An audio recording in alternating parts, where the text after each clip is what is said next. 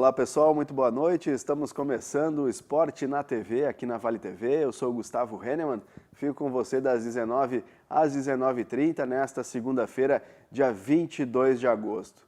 Bom pessoal, vocês sabem, podem nos acompanhar sempre no canal 14 da NET, aqui para Novo Hamburgo, também Sapiranga, Campo Bom e Estância Velha, canal 6 da NET para São Leopoldo.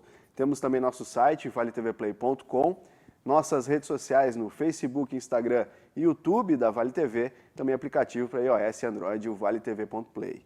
Bom, pessoal, para a gente iniciar nessa segunda-feira, fazer um rápido apanhado aqui da dupla Grenal, final de semana com o jogo do Grêmio, né?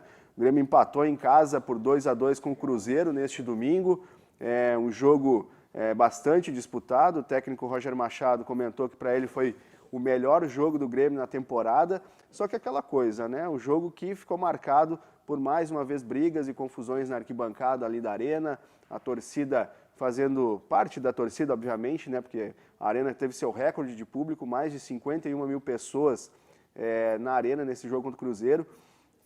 Parte da torcida, né? Os vândalos que a gente sempre fala, mais uma vez conseguiram brigar na arquibancada, e quem não tem nada a ver com isso, crianças, idosos, famílias, né, que vão para acompanhar, acabam tendo esses problemas aí. Jogo paralisado por 2 vezes, né, pela arbitragem, então tudo ficou feio nessa questão, nesse sentido para o espetáculo, né? Dentro de campo, claro, as equipes fizeram a sua parte, o Grêmio deixou até mesmo de vencer essa partida, né, saiu perdendo, né, e depois conseguiu até mesmo a virada, com gols aí do Diego Souza e do Bitelo, mas acabou uma bobeira ali do Breno e também do Vila Sante, sofreu o gol de empate no final do segundo tempo. Teve ainda a chance com o Janderson, né, que jogou a bola no travessão, né, um chute que poderia ter melhorado um pouquinho ali a pontaria, tivesse acertado, o Grêmio estaria a 6 pontos do Cruzeiro, o que não aconteceu, né? Então o Cruzeiro segue líder da Série B,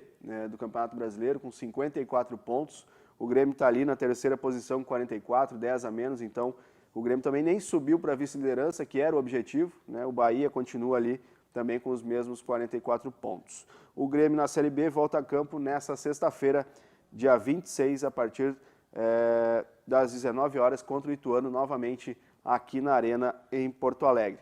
E agora, logo mais, tem, né, o Internacional em campo. O Inter enfrenta o Avaí nessa noite de segunda-feira, lá na Ressacada, jogo pela 23ª rodada, o fechamento dessa rodada. O Internacional é que busca a vitória para, quem sabe, se aproximar ainda mais dos líderes ali do campeonato e buscar essa vaga no G4, que dá vaga direta aí na zona da Libertadores da América do próximo ano, não uma pré-Libertadores, mas sim a vaga direta. Bom, pessoal, também tivemos hoje à tarde a apresentação, né, do Novo Hamburgo, primeiro treino, comandado aí pelo Paulo Henrique Marques, né, o Noia que se prepara para essa copinha aí do segundo semestre, confirmou na semana passada a vinda, né, do Paulo Henrique Marques, um treinador que bastante tempo já passou aqui no Vale, em 2018, treinou a equipe na Série D do Brasileiro, um velho conhecido da torcida, está de volta aí para comandar o Esporte Clube Novo Hamburgo nessa copinha. Bom, pessoal, a gente vai continuar falando de futebol aqui no Esporte na TV nessa noite, que eu recebo um convidado especial, o Daniel Bins, árbitro aí FIFA, da CBF também, né, que está aqui para a gente conversar um pouquinho sobre a arbitragem brasileira, né, principalmente do VAR. Daniel, muito bem, muito obrigado por ter vindo, como é que está? Seja muito bem-vindo, portas abertas aqui no Esporte na TV. Obrigado, Gustavo, boa noite a todos os telespectadores, satisfação muito grande estarmos aí, né? A gente está com uma agenda bem corrida, né? Mas a gente teve essa oportunidade de poder estarmos aqui, conversar um pouquinho sobre a arbitragem. É muito gostoso, né? A gente aproximar e levar para as pessoas um entendimento do lado do árbitro, que sempre é visto com desconfiança, né? Então é um prazer enorme essa noite estar com vocês aí. Daniel, conta pra gente um pouquinho então. Agora, eu lembro que em 2016 participei da primeira edição do curso de arbitragem aqui, que foi junto com a Prefeitura de Novo Hamburgo, e estamos para reeditar mais uma edição aí do curso de arbitragem comandado por ti.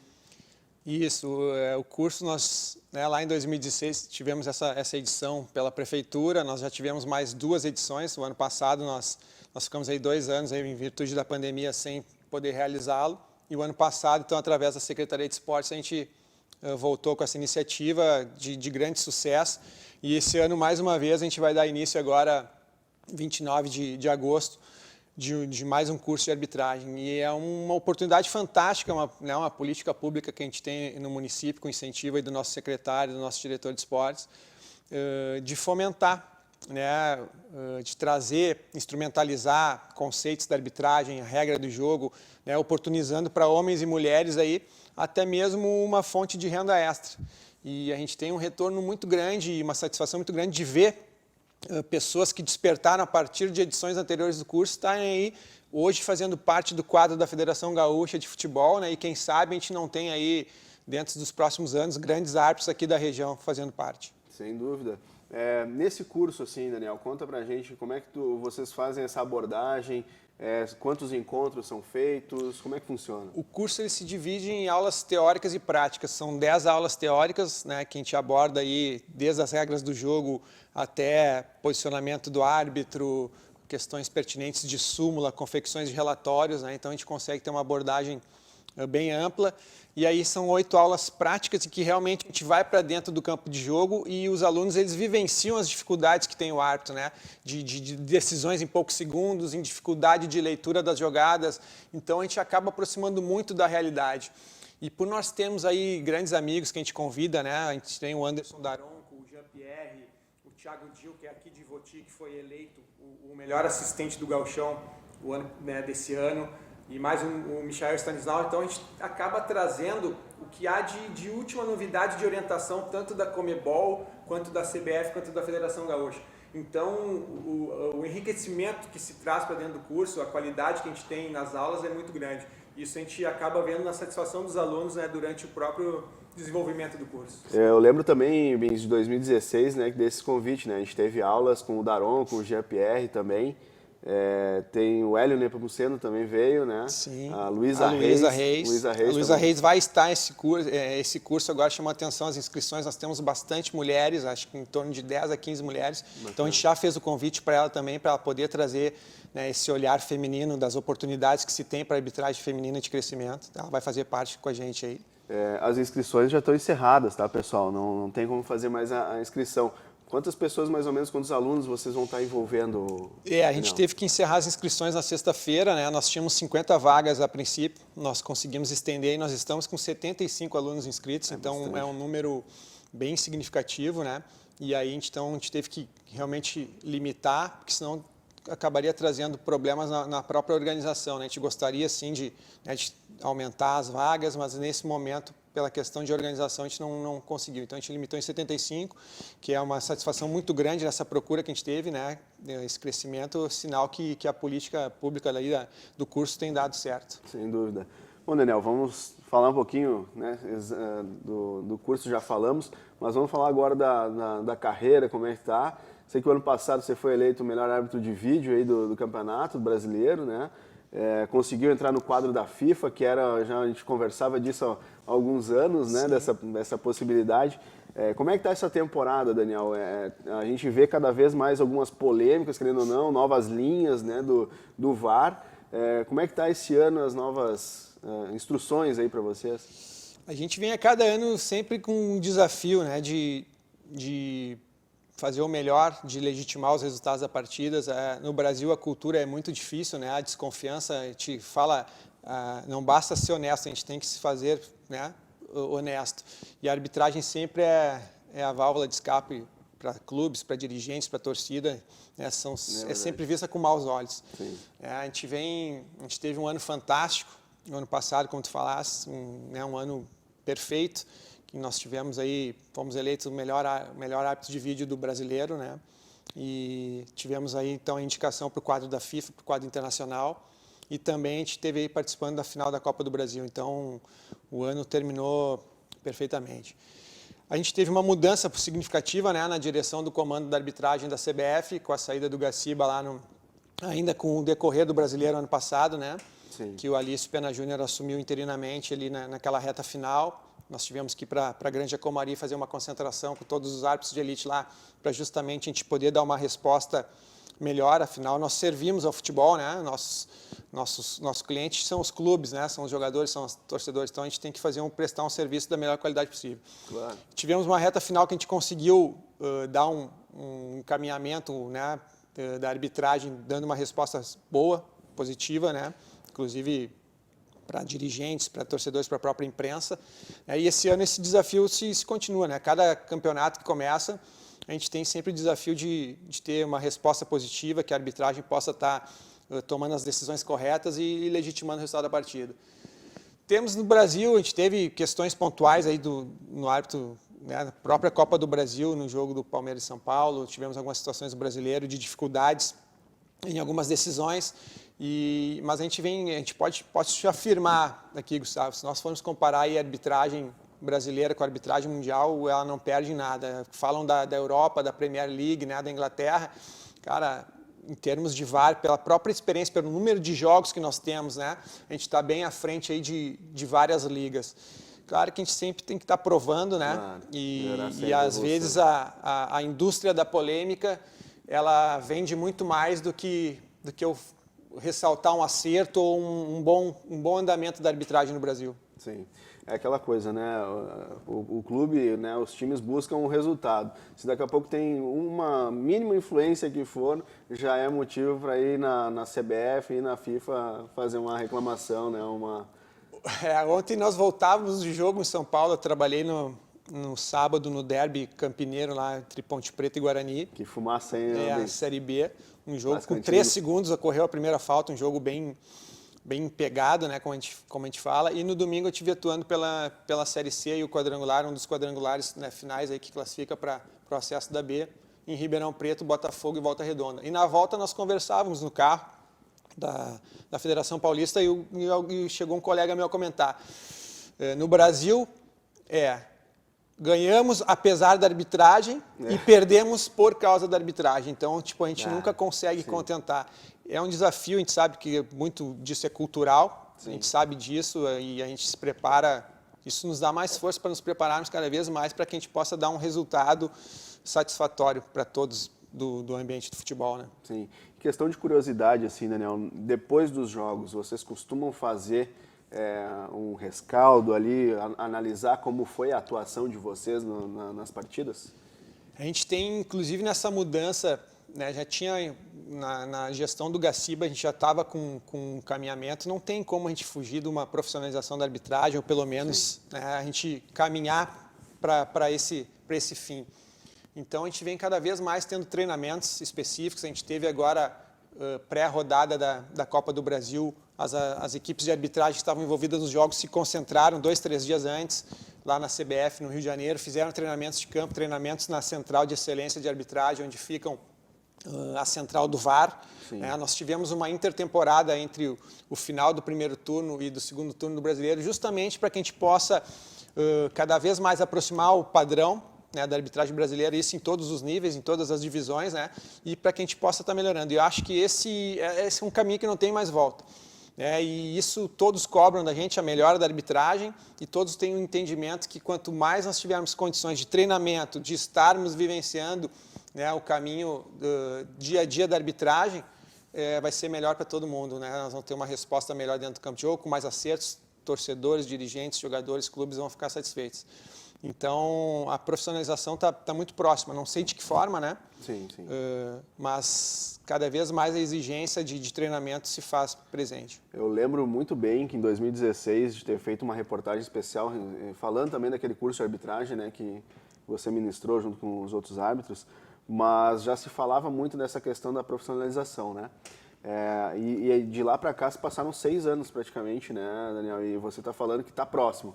Né? A gente também falava que daqui a pouco era necessário, mas estava mais distante.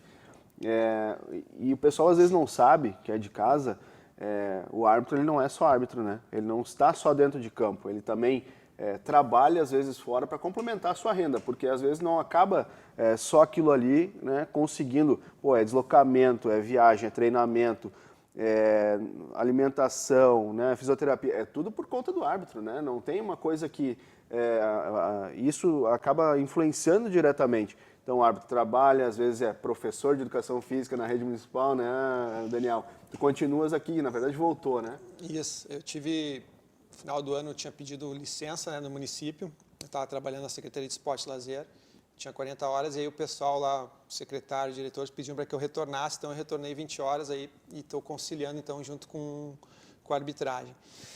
Cada vez mais, os árbitros de elite, né, nesse grupo de elite, cada vez mais vai ter que se dedicar exclusivamente à arbitragem. A exigência e o entendimento da própria comissão que está lá é que nós tenhamos treinamentos, né, frequentes. Então, a forma como vai se chegar, né, numa fórmula para que isso se concretize, que é o grande desafio. Mas a dedicação e o treinamento, como tu perguntasse, o que a gente faz pós-jogo? A gente tem análises, reuniões, vem o vídeo para a gente fazer análise de se teve algum erro, algum acerto, para que a gente possa estar vendo que aspectos que pode se melhorar, se discutir sobre os lances. Isso é diário. Praticamente a gente tem aí encontros, né, agora com a questão virtual, né, a pandemia nos trouxe isso das reuniões, possibilitar ferramentas que nos propiciem esse estudo à distância. Cada vez mais eles têm implementado, a CBF tem trazido essa iniciativa, então a exigência semanal aí já tem sido bem grande e se caminha justamente para uma dedicação exclusiva à arbitragem, né? É importante, né? E assim, Daniel, questão de curiosidade também, né?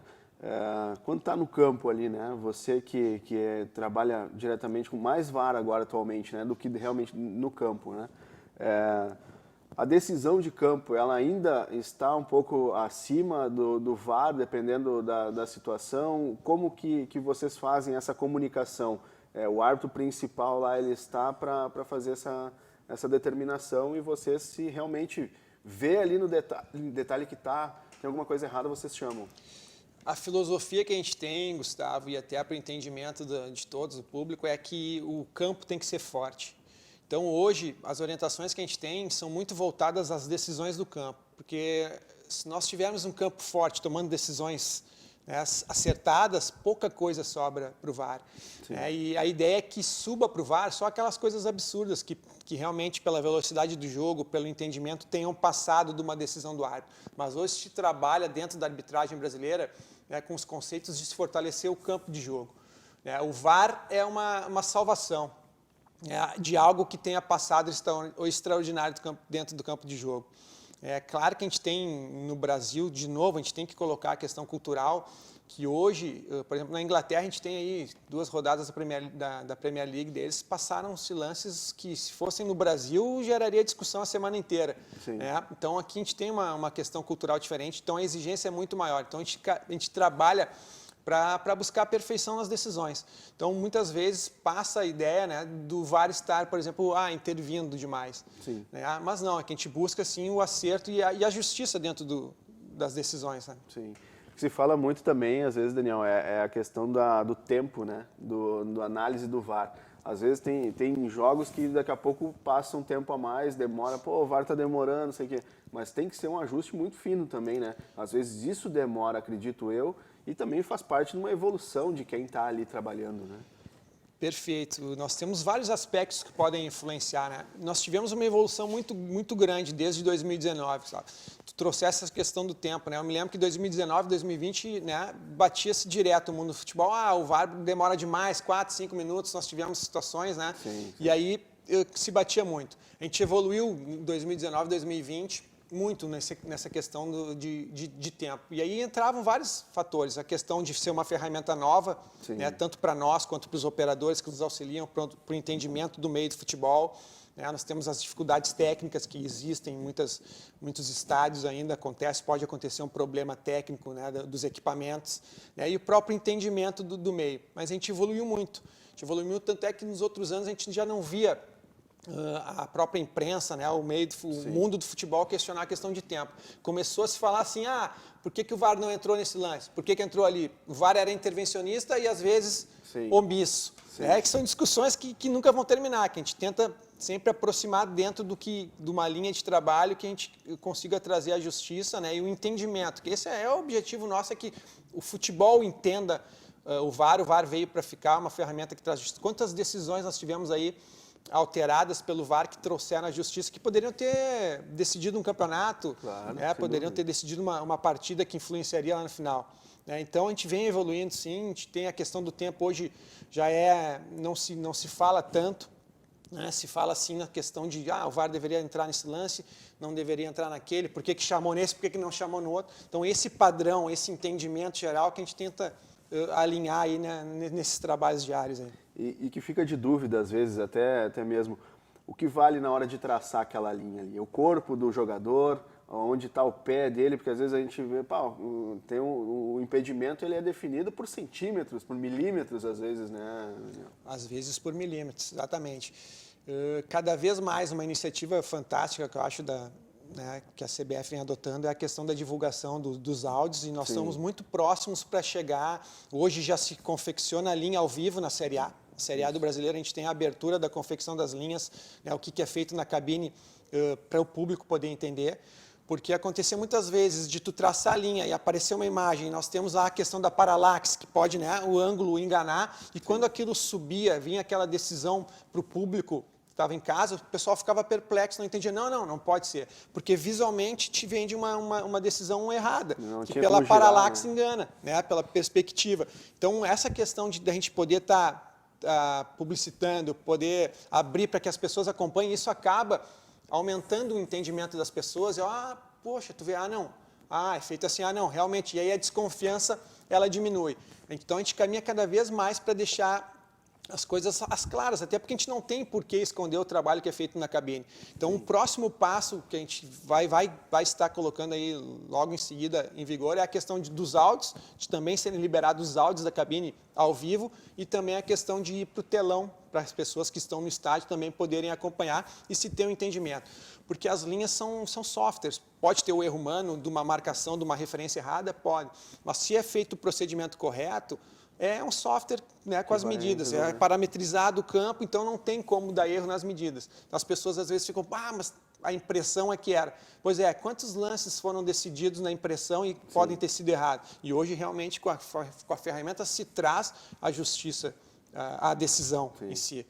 Então, essa questão da gente poder abrir essa construção das linhas, de se entender uma linha vertical, a referência ao ombro, a referência à cabeça, as pessoas perceberem isso, acaba nos ajudando no entendimento do futebol. Eu tive um lance agora emblemático no jogo do Brusque e Sampaio Corrêa, que a televisão, e aí também a gente tem que se trabalhar isso, da responsabilidade que as pessoas têm na TV, nós temos 6 colegas nossos trabalhando como analistas da arbitragem, e às vezes eles são irresponsáveis em afirmar algumas coisas que não são verdadeiras, e quando se vê o trabalho, se desconstrói toda aquela afirmação que ele fez. Sim. Só que aquela afirmação que ele fez, aquilo ali vai para dentro do campo de jogo, porque hoje os caras recebem a informação na hora. A TV disse que estava legal e vocês erraram. E a Mas torcida como assim? também já começa a torcida, os jogadores, todo mundo pressiona.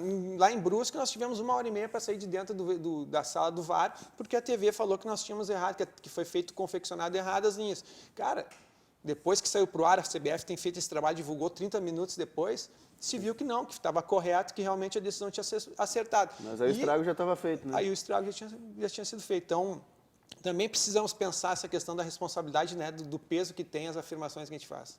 Não, sem dúvida alguma. Mas assim, Daniel, o que vale então? Só para... vale a parte do corpo que vai estar à frente? Parte do corpo que estiver mais próxima da linha de meta que possa ser jogada. Ou seja, a gente tira então mãos, braço e antebraço. Se eu tiver com o ombro mais próximo da linha de meta, será essa a referência. Se eu tiver com a cabeça, será essa a referência. Teve a questão agora do Inter, que foi divulgado o trabalho, e nós tínhamos a questão também da parte do campo de jogo. Porque se o jogador estiver na sua metade do campo, não se considera ele para a questão de posição de impedimento. Naquele caso, como ele estava inclinado, ele já estava no campo de ataque. Sim. Então ali foi feita a do referência Alexandre correta. Alemão, que jogou aqui no Novo Hamburgo. Que gerou uma polêmica muito grande, mas que o trabalho do VAR foi correto. Em questão, assim, para a gente já na reta final do programa, cartões, assim, nos cartões, normalmente o VAR, se vê que um lance mais ríspido, vai lá, pode chamar para um cartão vermelho se o árbitro deu amarelo. Aconteceu nesse final de semana até com o Anderson Daronco. E também pode tirar um cartão vermelho também, tem essa possibilidade, Sim, né, Daniel? São 4 situações protocolares que o VAR pode entrar, que é a questão do gol ou não gol, a questão do pênalti e não pênalti, uma questão de erro de identidade, o árbitro foi lá e aplicou um cartão amarelo para um jogador e quem cometeu a falta foi outro. E a questão também de cartão vermelho direto.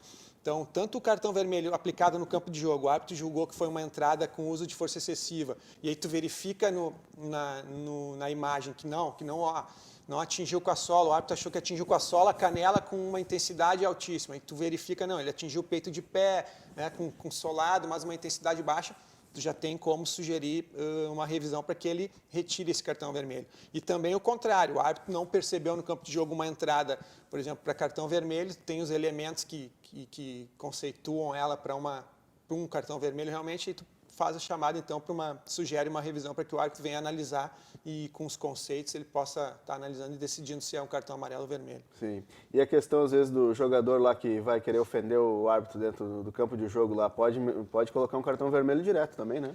Deve, né? Deve, né? Dependendo, né? A gente tem intensidade, quem é do né? meio do futebol, né? Tem os diálogos que se estabelecem, né, no controle dos jogadores, no próprio, né, trabalho do árbitro, entre árbitro e jogador, mas quando se excede, quando se ofende, com certeza a arbitragem tem a determinação de expulsar os jogadores.